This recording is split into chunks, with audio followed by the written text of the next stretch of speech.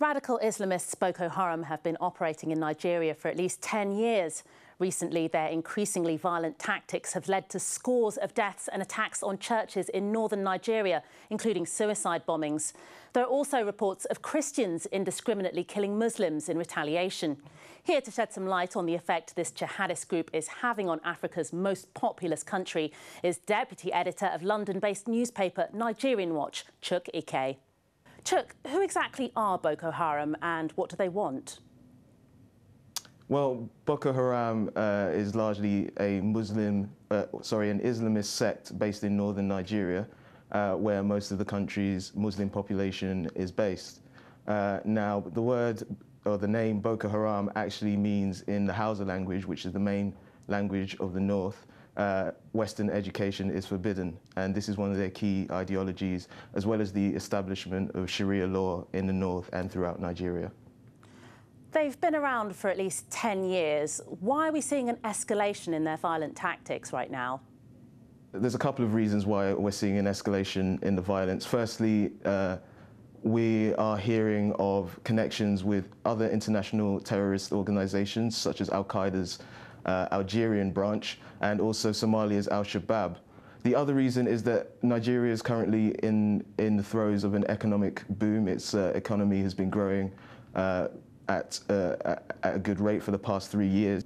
We're seeing a bit of disparity in the way that the wealth is distributed in Nigeria, with most of the resources being largely in the south, where the Christian population is largely based, but less so in the north, where 75% of citizens live below the poverty line. The Nigerian security chiefs were sacked in June. What does this tell us about how the government is tackling Boko Haram? Well, I think what we're seeing is that the Nigerian federal government is saying that it's going to take a very hard line against Boko Haram. And I think the government has now realized that this is a situation that needs to be tackled now, once and for all, and tackled hard. Again, recently, the President Goodluck Jonathan met with some of the senior members of his cabinet to discuss tactics for disarming Boko Haram, but also to address the economic reasons for their existence and for their attacks. How big a challenge is Boko Haram for Nigeria? It's roughly split 50-50 between the Christians and the Muslims, a north-south divide.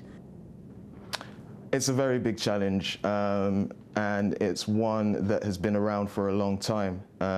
We've seen many altercations, violent altercations between Christians and Muslims in Nigeria in the past and in recent years.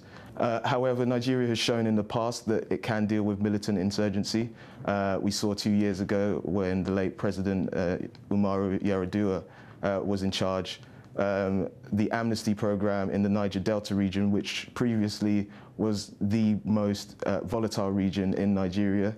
And we saw that the amnesty program helped reintegrate militants back into Nigeria, and there's now a lot of peace in that region now. So there is a precedent for the president to tackle Boko Haram. Chuk Ike, Deputy Editor of Nigerian Watch, thank you for joining us.